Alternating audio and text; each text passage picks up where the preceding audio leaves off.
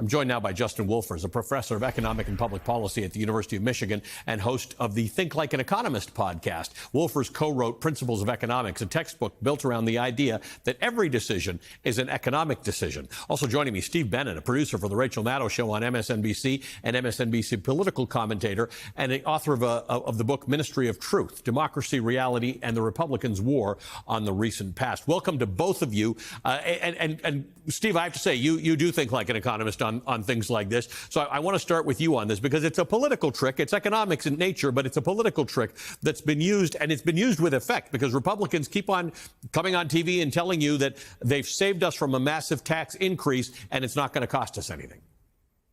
Yeah, right. I love that analogy you're using before at the beginning of the segment. You're talking about the car lease, because I was thinking, if you went to your wife and said, guess what? Car payments are free now. Your wife would look at you like you were nuts. Right. And she would be right, because that's how math works. It's how arithmetic works. And so the fact that Republicans are playing this game is so ridiculous, but they feel like it's necessary because they realize, at least at some level, that this big mega bill is going to add trillions to the debt in the coming decades, in the coming years. And so with that in mind, they have a real political problem. This is supposed to be the deficit reduction party, the fiscal responsibility party. But of course, that's ridiculous given the fact that their record shows the opposite, and they're making it worse with this package. And so in the coming years, when we see the deficits soar, which is inevitably going to happen, we'll have to come back and return to this moment and realize that this current policy baseline is complete garbage.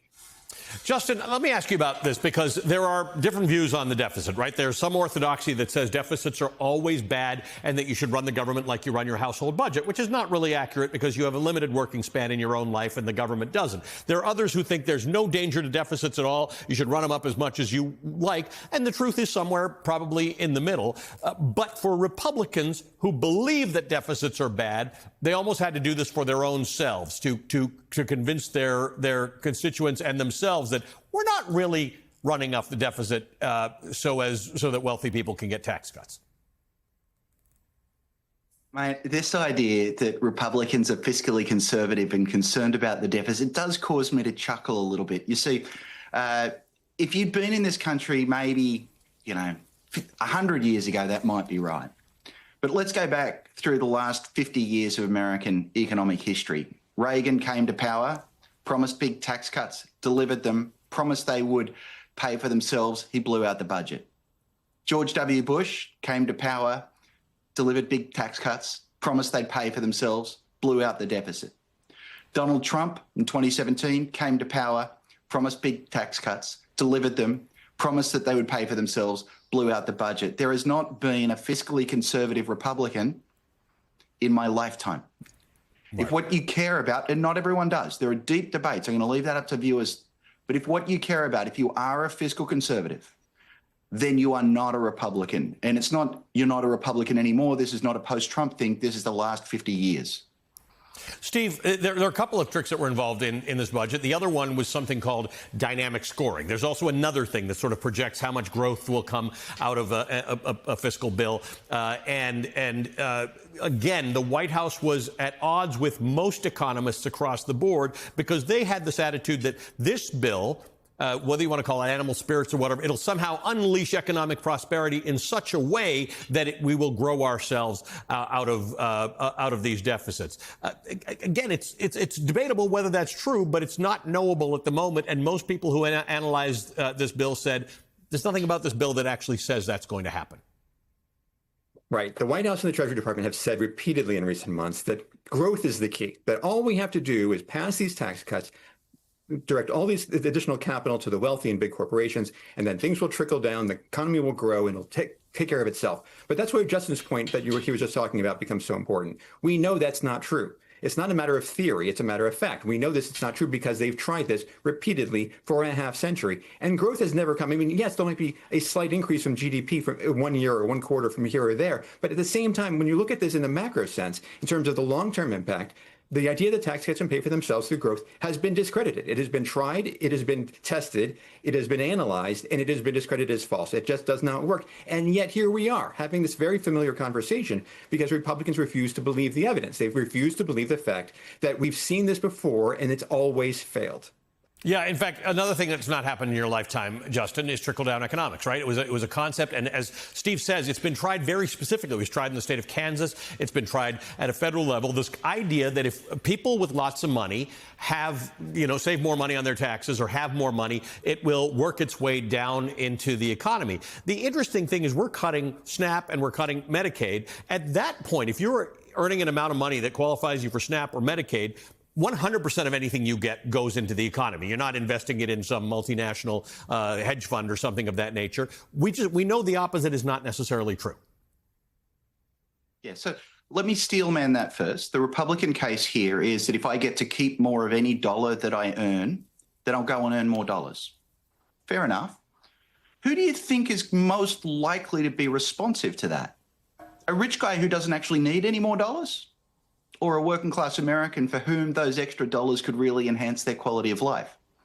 So if you believe the underlying theory, and I think it's a little bit true, it actually says that what we want to do is enhance the work incentives for working and middle class Americans, not for the very rich. Let me just come back to the thing that how this all affects fiscal policy and the deficit that Steve was just talking about. Center right and center left economists all agree that this is going to have a massive effect blowing up the national debt.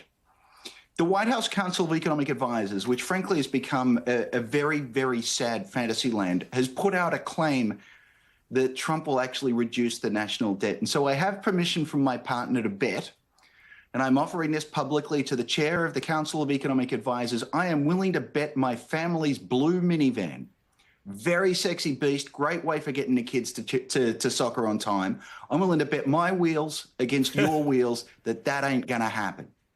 And this is how you can tell the difference between a bloke who's making stuff up and he really believes it. If he really believes it, I just offered him a free minivan and he's going to be able to get to soccer practice really well. If he's just making it up, he's not calling. I'll let you know what happens. We look forward to that.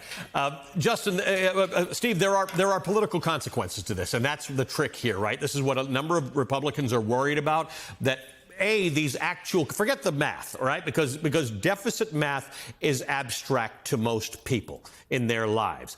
But there are things that are not abstract to people. The closing of rural hospitals, the lack of money that they might be getting. SNAP affects farmers because a lot of the food that, we use that's bought by SNAP affects American farmers. Trade policy. There's a whole lot of things that Republicans are worried are going to blow back on them. This bill is designed so that some of the provisions don't kick in until after the midterms. I don't know how much that works in Republicans' favor or not.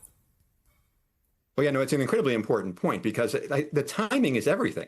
The impact on economic policy will be somewhat quick, but at the same time, a lot of these Medicaid cuts, for example, and SNAP cuts, they're not going to be due to kick in immediately. And so when Democrats go to the voters next year and say, well, guess what? If you want these Medicaid cuts, vote for Republicans. And if you don't vote for Democrats, we'll be able to have a Democratic Congress that will be able to fight for Medicaid and fight against the cuts. Well, history suggests that Republicans looking ahead with 2020 to 2026 with some trepidation anyway. History suggests that the party that's in charge is going to lose some seats.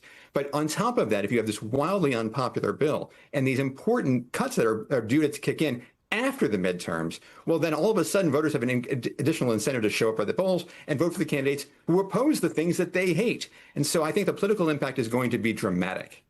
Justin, I don't know why the July 4th date was important to Donald Trump. It might be that he wanted to sign it on July 4th, but there might be another reason, and that is July 9th is when the back and forth on tariffs are set to expire. The freeze is set to be lifted.